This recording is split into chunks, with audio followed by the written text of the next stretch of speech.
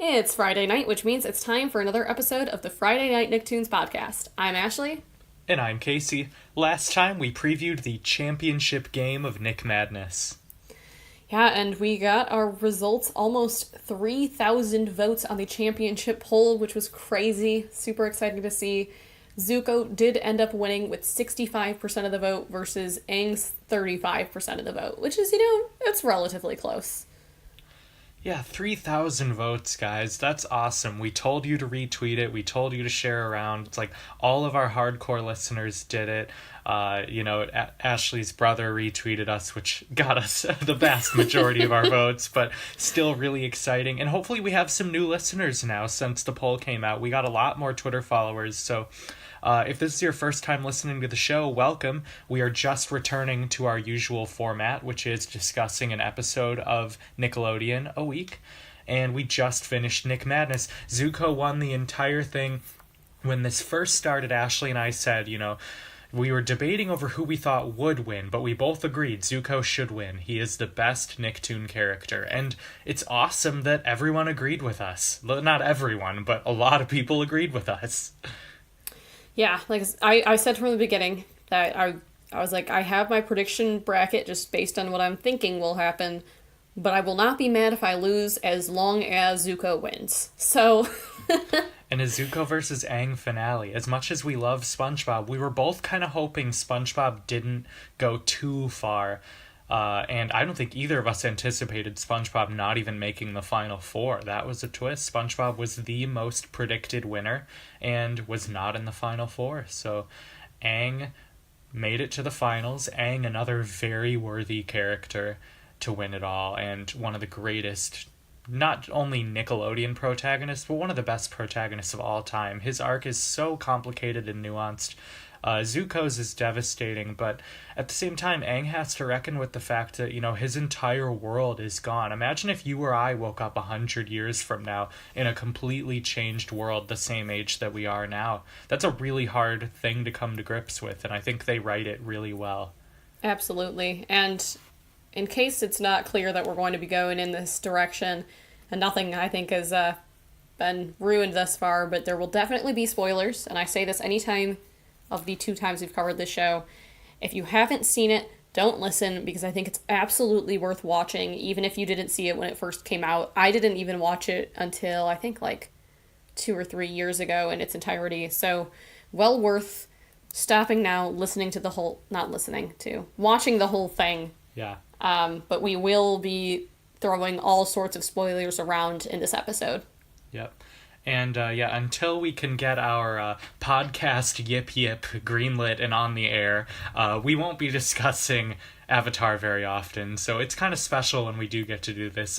In my dreams, I would love to do a We're in Between, like we did for As Told by Ginger, for this show, but Ashley and I just talked about it a little bit, and we're thinking we're not quite there yet, but maybe someday, who knows. But until then, watch it all yourself, and then you can rewatch it with us whenever we do it. Yeah, it's definitely a show, I've seen it in its entirety, but definitely worth going back to watch a second time. Even just watching this episode got me super excited. Mm-hmm. I've probably watched through the whole series 3 or 4 times now, but it's been a few years. I feel like it's one you need to dust off every once in a while. Absolutely. All right, guys. Well, this week we have a Prince Zuko and Aang themed episode from Avatar: The Last Airbender. It's called The Western Air Temple, and again, we'll be majorly spoiling. This is near the end of the entire show, so huge spoilers from here on out. Turn off the podcast now if you have not watched Avatar: The Last Airbender. Also, you guys be sure to follow us on Twitter at FNN_podcast, as well as Facebook.com/FNN podcast, no underscore there. Review us on iTunes so that others can find the podcast. For those of you that are new, maybe you've, really enjoyed what we're throwing out here. We always appreciate getting those reviews. Thanks to all the new followers we got from the tournament, and we hope that you guys keep tuning in and enjoy the show.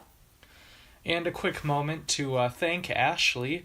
Hopefully you guys saw my tweet that Ashley sent some lovely Avatar-themed gifts, an Iroh pin, which is ironic because we threw some major disrespect on his name by not including him in the tournament. Yeah, which in hindsight, I would have included him.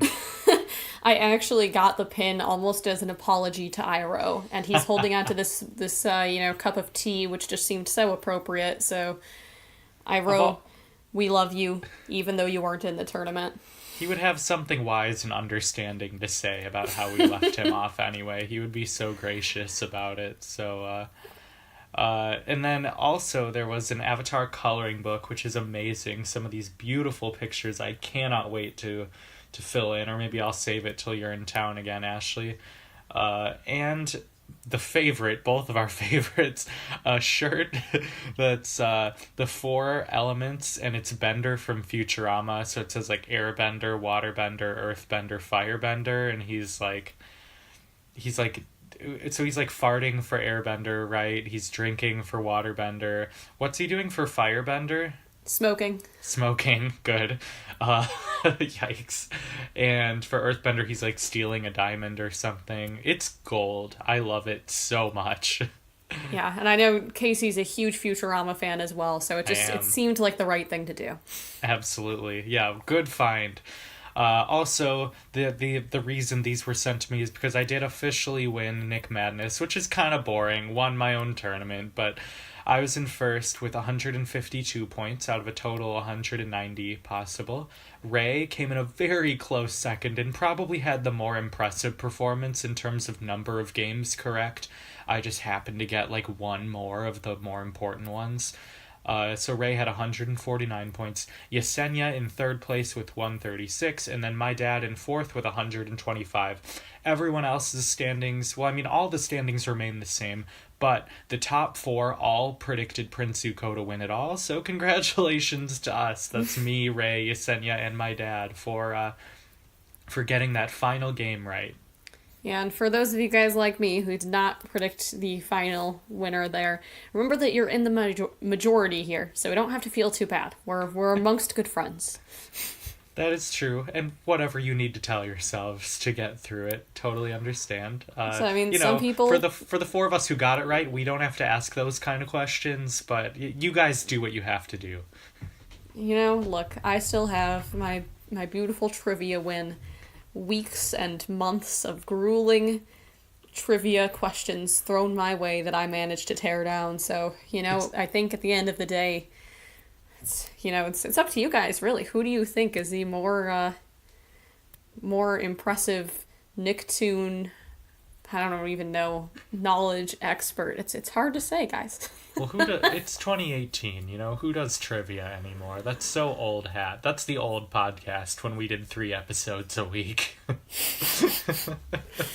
I'm just messing. Congrats, Casey. Obviously, I respect my failures, and I am willing to send over gifts. It's how it works. It is how we work, and I do respect your trivia wins, even though it was agonizing.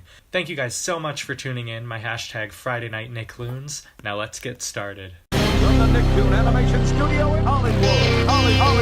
Hollywood.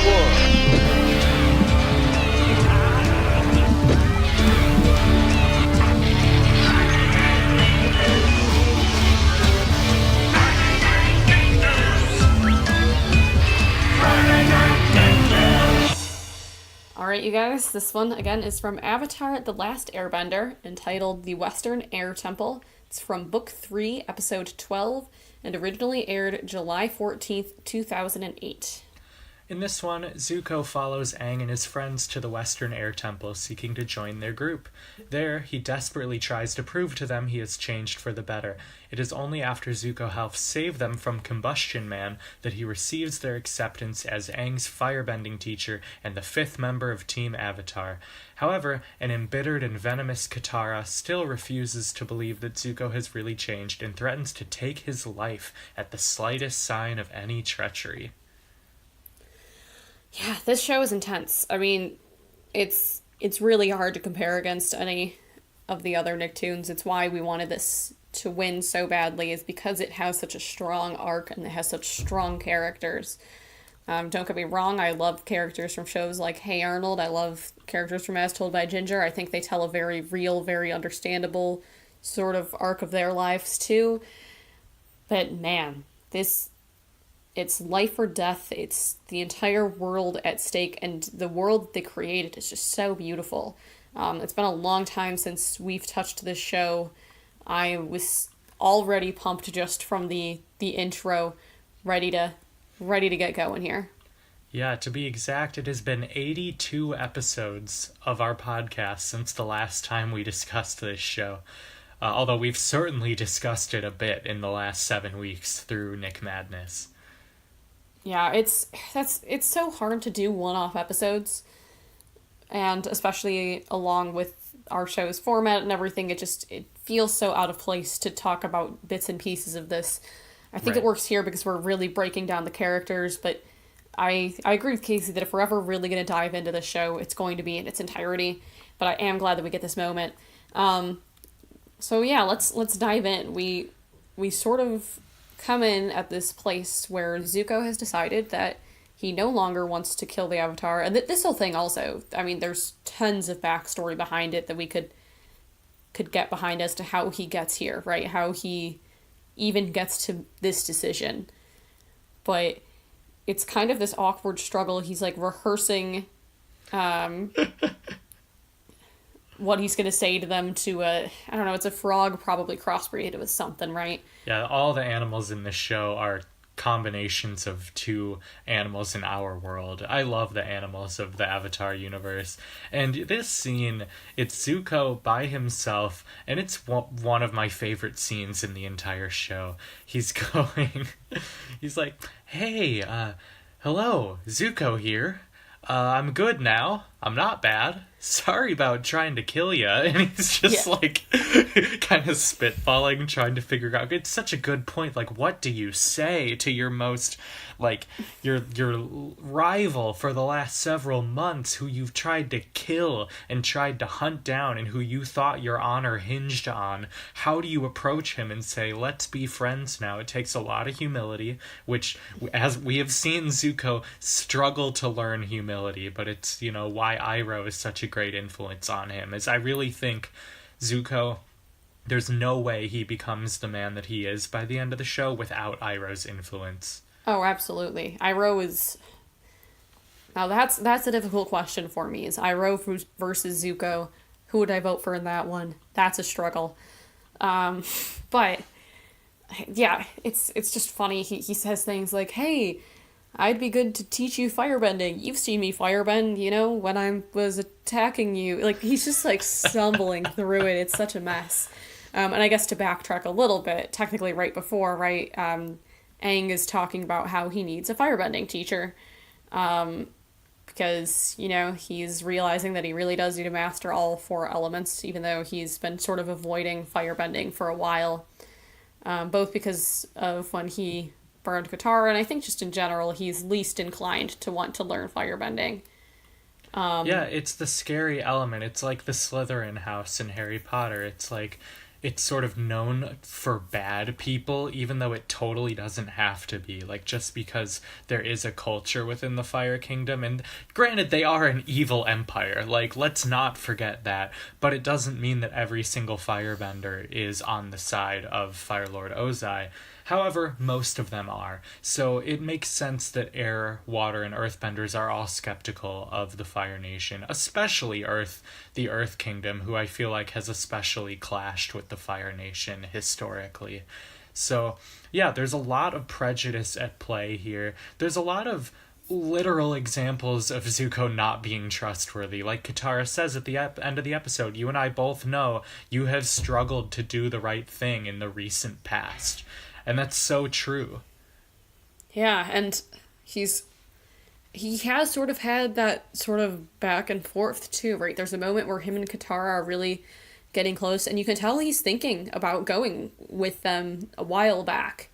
And he changes his mind at the last minute. He's like, you know what? No, I need to fight for my honor. He has this struggle. He goes back and forth on things a lot. It's part of what makes him such a good character, is that he doesn't just decide, you know what, I am good. That's the right thing to do, and calls it a day. Like, Right. the arc has this whole roller coaster of things going down. In season 1, he's or book 1, he's pure villain, right?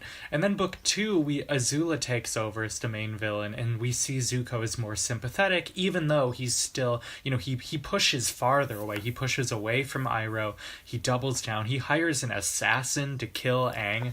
And then in season 3, he slowly but surely comes around, and ultimately, spoiler alert past this episode, in case for some reason you've only watched to this episode, he ultimately is a huge part of the reason why Aang is able to bring down the Fire Lord and the entire Fire Empire.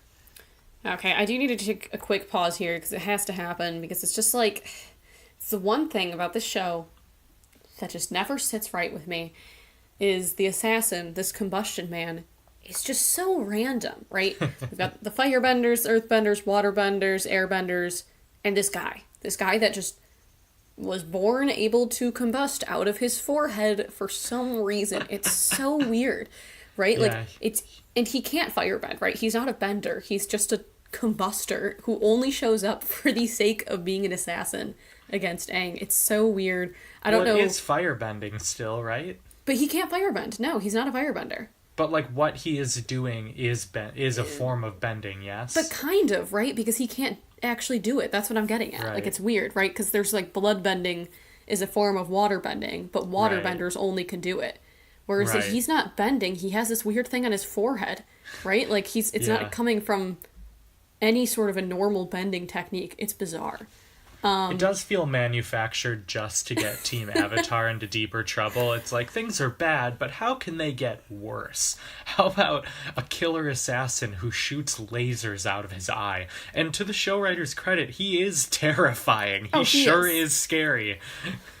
And don't get me wrong, he does a good job of being what he is, but I don't know. It's just never sat right. It's one of those things that for whatever reason, like, I can buy into a lot of crazy stuff going on in the Avatar world, and then there's just this guy, and I don't know why.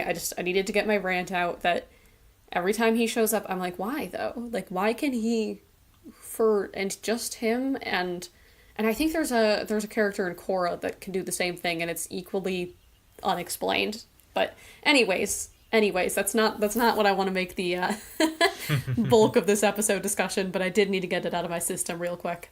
Absolutely. And this is one of his final appearance in the show, right? So it feels fitting to talk about him. Also, while we're on the topic, here's my weekly meme challenge, which seems to be a thing.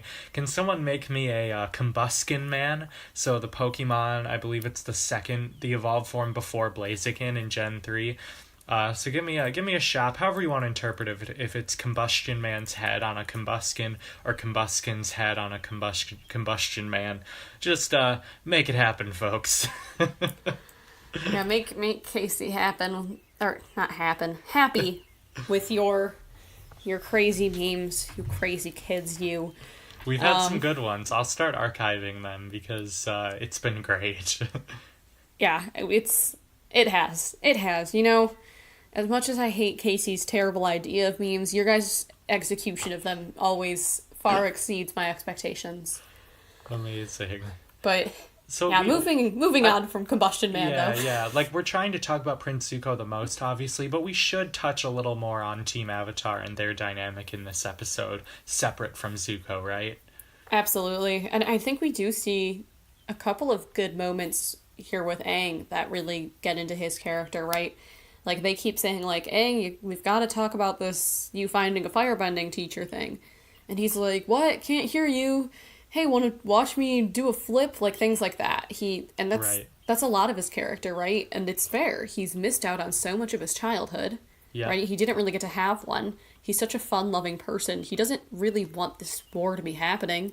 Yeah. And he has a lot of internal struggle with how to deal with all of the mess that it is. And I really do think he is such a good protagonist, in that he's got just this lighthearted feel. He doesn't really want to take things seriously, and he does take things seriously when he absolutely has to. But you can feel him trying to fight against it. Yeah, he's more serious than Sokka for sure, but that's why him and Katara make such a good pair in that Katara grounds him and Katara is all business all the time. And someone like Aang needs someone like her. And she's very fierce and in her own right. I'm a big Katara fan and I'm thrilled to see how far she went in our tournament.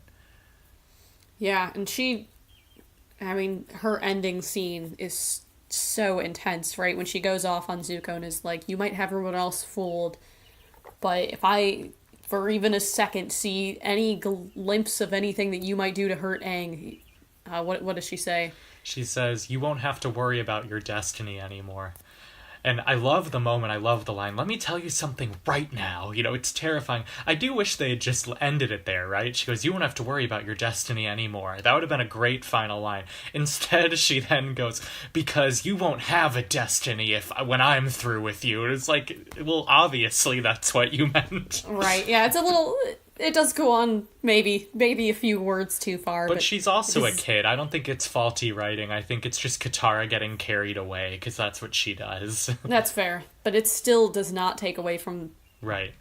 It's an intense moment. If that had been Azula, it would have ended right there. She would have left it coy and terrifying. But Katara also doesn't know how to be a villain, so I take back what I said. I think it's a great line. I think it makes sense that she takes it a beat too far in over-explaining. She's kind of like, do you get it? 'Cause I'll kill ya? 'Cause it's like she doesn't really believe it herself, I think, and she's trying to convince herself that she is capable of that.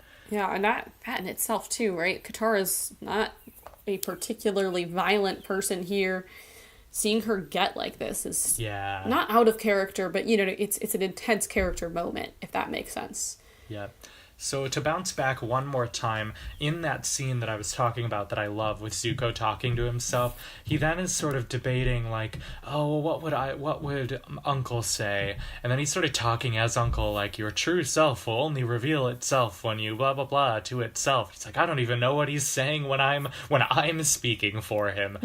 And then he's like, well, what would Azula say? And he does like a bad Azula impression about basically giving Aang an ultimatum. And at the end, he's like, I guess I'm just not very good at impressions. And this bullfrog animal thing just sort of ribbits at him, which is the perfect button on a beautiful scene. It really is. Also, one more character that we have to talk about, right? Toph in this, too. She's the only one. So Zuko does come in and he gives his awkward speech and no one's buying it. And Toph is kind of the sole party that's like, guys, look, he needs a firebending teacher. We've got to at least try and hear him out. Mm-hmm. So she goes over and he accidentally burns her feet. And there's a lot of things that I think make that good. One, obviously, Toph's feet is what she uses to see. So it's a very important part for her. Yeah. And it's also, you see immediately Zuko gets really apologetic. Like, wait, let me help you. No, I didn't mean to. And it kind of goes back to just his entire struggle, right? He, even when he's trying not to hurt people, he just does, right? Like he has this lack of control, and both literally in his firebending, but also just figuratively, he keeps struggling to be able to do the right thing. And to your point, like the fact that it's firebending is devastating too, because that's what this is all about, right? It's not really about Zuko, it's not really about Aang, it's about the Avatar needs to learn firebending to save the world. And Toph is like, great, we need a firebending teacher, and then he burns her with the very bending that he's saying he can teach Aang. So it's just a recipe for disaster. It's that classic dramatic irony of like, we know Zuko didn't mean it, Toph kind of knows, but she's still like, man, maybe they were right. It's a really upsetting scene, especially when you see how devastated Zuko is. And he says this amazing line, which really sums up where he is in the show in this episode. He says, why am I so bad at being good? It's tough. It's tough because he's really trying, but he doesn't know how. He's making missteps. He accidentally reveals to Aang that he was the one that sicked Combustion Man on him in the first place. They weren't entirely sure. So, like, when he was like, I'll teach you firebending, I know, I sent a trained assassin after you, and they're like, wait, what? Yeah. And he's like, why did I tell them that? I could have told him it was Azula. But yeah, I mean, he does end up sort of he tries to call the assassin off and it doesn't work, but he does take the assassin down in the end, and it sort of gains an amount of trust. And I do think, too, another really big important moment, Aang goes ahead and he is like, I'm ready for you to be my firebending teacher. I think that this is the right thing to do. And Zuko's like, thanks for letting me be a part of your team. And Aang immediately goes and he's like, well, hold on. I need to get approval from my friends first. And that's so Aang, too, right? He really does treasure his friendships so much. They are so important to him. It's such a sweet moment, and that's what makes him better than, like, Harry Potter, you know, who has the weight of the world on his shoulders, and he kind of has that big shot thing to him.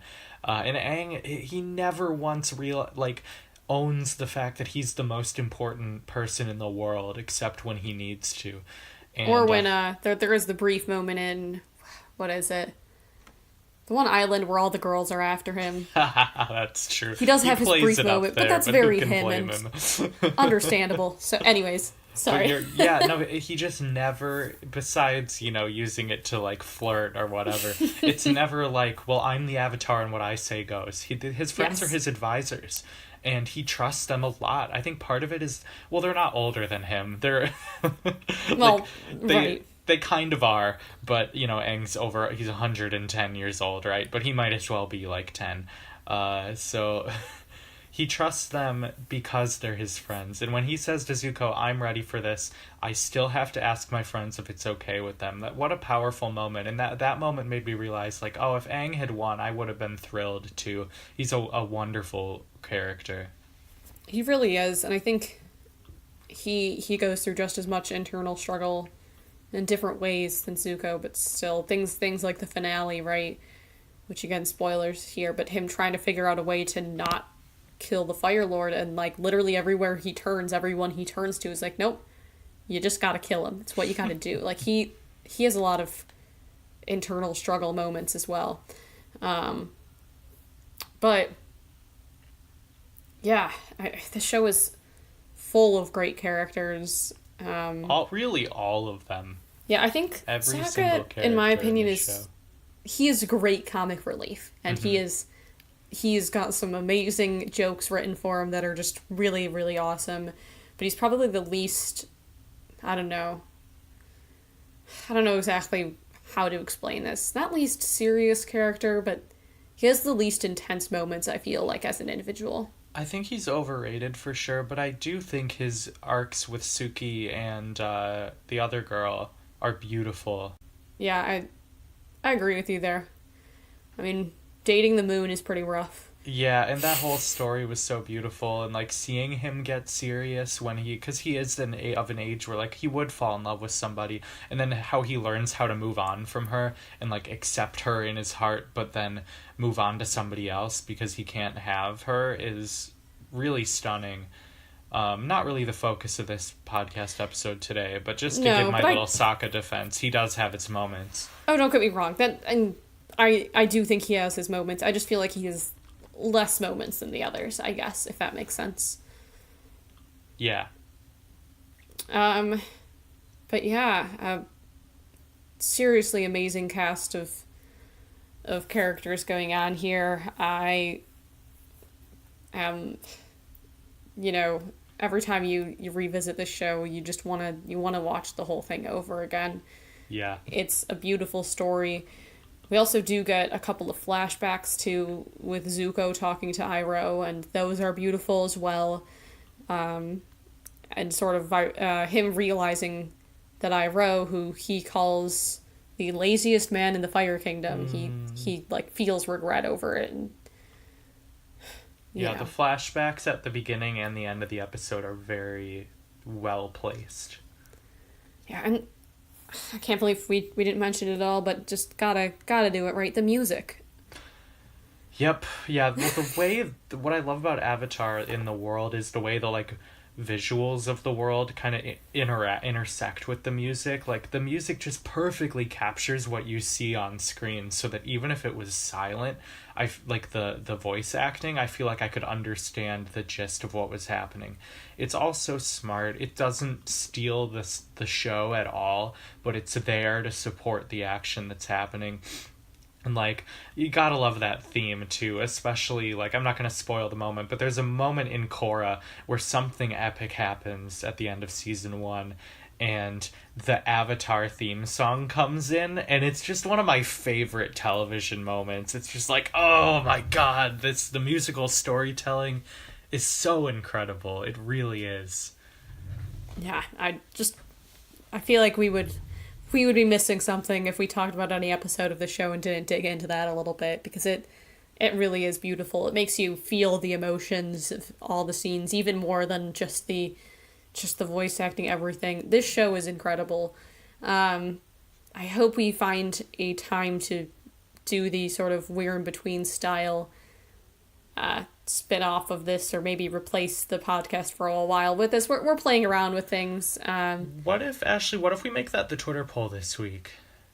Okay. Like, so, and I think we place it as something like, which would you prefer, an Avatar only podcast, or not, for, you know what I mean? Something that isn't just literally, would you want us to do an Avatar podcast? Right. I mean, I want to find out if people would be okay if we just, like, made the Friday Night Nicktoons podcast an Avatar podcast for 40 weeks or however many episodes. You know, it would be different. I don't know. I feel like the rewatchers would like it, and the people who listen to the show who haven't watched it absolutely need to, so what a perfect opportunity. You know? Let's go ahead and throw that on the poll. I like that idea, and we'll see. And we won't be offended, guys, if you really do love us just for our random Nicktoons content. Totally understand that, too. But I think it would be good to pull people and sort of ask them would you prefer 40 weeks of Avatar, or no, just keep doing what you're doing? You know what I mean? Right. And ideally, in a perfect world, we would do both. It's hard enough to get the one episode out a week at this point. So we just don't want to set ourselves up to fail, you know? Absolutely. All right, I think we've said everything that we need to say. Is there any other lingering points? I strongly disagree with that, Ashley. I've got one more. To me, one of the most important lines in the whole series. Prince Zuko says, you know, he's realizing to himself, or when he reconnects with the gang after he defeats Combustion Man for them, basically. He says, "No one can give you your honor. It's something you earn for yourself by choosing to do what's right. All I want now is to play my part in ending this war." And the moment, his delivery, the way Aang looks at him as he says it, and Aang gives him this bow when they accept him as his firebending teacher. And it's such a turning point moment in the series of like, okay, the tension is still there, you know, they walk away in silence. Zuko's all excited, and then they all walk away from him, which is such a cool moment that, like, nope, sorry, Zuko, it's not gonna be that easy for you. But he is thrilled. He's still smiling, even though they're kind of ignoring him. And that entire moment is so great. You know, Zuko learning, like, reclaiming his own honor and realizing he has to find it for himself is one of the most beautiful moments in this show. It really is a great episode, a great moment of a great episode, and it really was the perfect episode to capture our championship. We could have picked an Aang versus Zuko episode from like season 1, but we wanted to capture Zuko's complicated dynamic a little better than that. So I feel like this shows both characters truly at their best. Zuko learning humility and humbling himself, and Aang learning forgiveness, and the two of them meeting in that is really beautiful. Yeah, it really is. It's one of those episodes that sticks in your memory for sure out of the whole series. And there are other ones too that we had that sort of were really, really good Zuko episodes or really, really good Aang episodes, but we wanted to catch something that captured the whole cast as best as we could, and I think that this is such a good way to go about it. But yeah, okay. Now are we good? Anything else I missed? Yeah. I got a little intense there, but that you were not wrong. I feel like there might be something else. Oh, we have Duke and the Duke, and the other Earth people who are just kind of hanging around in this episode. I don't exactly remember the context for that, but they are also there. Yes, I was realizing that too, but they're there, and I'm sure plot wise things mattered, and you know, but they're they're not the main focus of this. And, you know, as Toph says, if it's important, I'll find out. So nice tie-in. Well done. All right. Shall we move on to the conclusion then? Let's do it.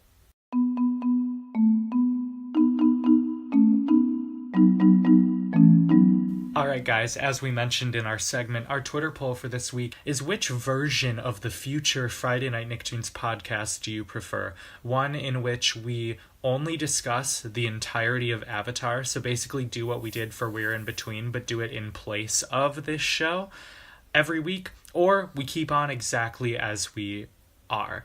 We won't be offended either way. I don't know about you, Ashley. I'm totally down to do either. Like, I'm always down for an Avatar rewatch. It's the same amount of work for us per week, you know? So I'll say, you know, we're not going to let the Twitter poll completely decide what we do, but if it's, like, overwhelmingly in favor of Avatar, I would absolutely be down to do it. Yeah, and same thing, if it's overwhelmingly in favor of us keeping on what we're doing, then we'll keep on what we're doing. We love the show as is, but I think we'd also love to do this one. So seriously, what would you like to listen to more is what we really want to know, right? What would get you most excited every week to be part of this? We are totally open. We just want to sort of, you know, get an idea from you guys of where you stand with that all. Why don't we scrap the Twitter poll and let this be Ray's second place prize so they can just decide the future of the podcast for 40 weeks? I feel like that's an appropriate second place reasonable. Prize, right? Yeah. Yeah, only 40 weeks or so. I mean, who needs the listeners anyways, right? We'll raise a listener. That's true. All right, moving on. But next week, because if we do end up switching the format, I think we'd give you guys a few weeks for us to really clear out the shows that we need to revisit before we do it. But next week, for sure, we are doing a Rugrats episode. It's been a while since we've talked about those little guys, and so looking forward to hitting that up again. As am I. Yeah, it's nice to get back in the routine of things and be totally done with Nick Madness. It was so much fun, but we've spent a little longer on it this time than last year, and I think we're both ready to move on now. All right, guys, hit up that social media. We've got a Twitter, we've got a Facebook, we've got a YouTube page, and we've got an Apple Podcasts account. Go ahead and leave us some reviews there and follow us on all of those. We really appreciate it. And with that, thanks so much as always for listening, and we'll catch you next week.